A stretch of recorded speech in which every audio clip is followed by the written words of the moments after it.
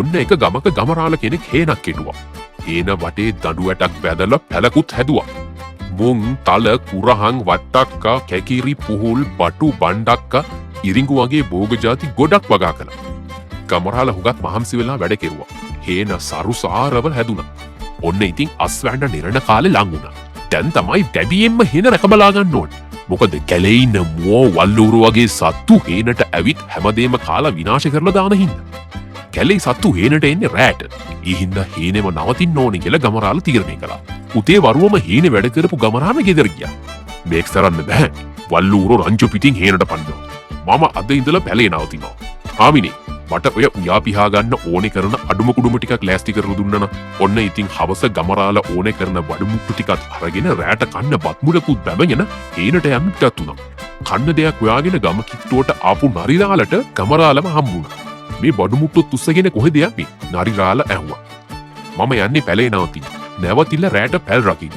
නරිරාලත් කැමති නම් යන්. අද රැට කන්න හොඳ බත් මුලකුත් තියෙනවා. ගමරාල කිව්වා. කන්න බොන්න තියෙනවා නම් මටත් හොඳයිනේ කියලා හිතපු නරිරාල හරිම කැමැත්තේ ගමරාලත් එක්ක පැලට ගියා. කළුවර වැටිගෙන එනකොට ගමරාල පැල ඉස්සරහා ලොකු ගිනිමලයක් ගැව්වා.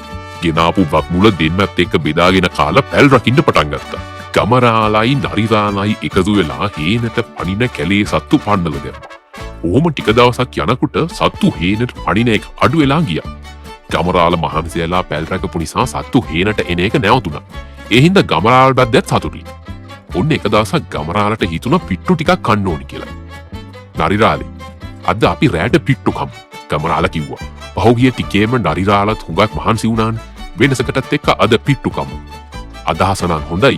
ඒ ටිකින් පිට්ටු හදන්න ඕනිකන්ම දේවල් අපි ළඟ නැහැනේ. ඌට හරියන්නේ නැහැ. නරියා කිව්වා. ඒකට මොකද? මං හදන්නම්කෝ. නරිගාල බලන් ඉන්නකෝ. අද රැට අපි පිට්ටු කනවමයි. මෙහෙම කියපු ගමරාල පිට්ටු හදන්න පටන් ගත්තා. පොල් ගාලා පිටි අනලා පිට්ටු මිශ්‍රණය හැදුවා.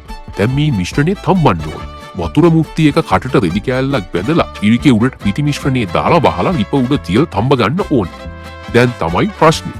මුට්ටියට බඳින්න රෙදි කෑල්ලක් නැහැ. ගමරාල ටිකක් කල්පනා කළා.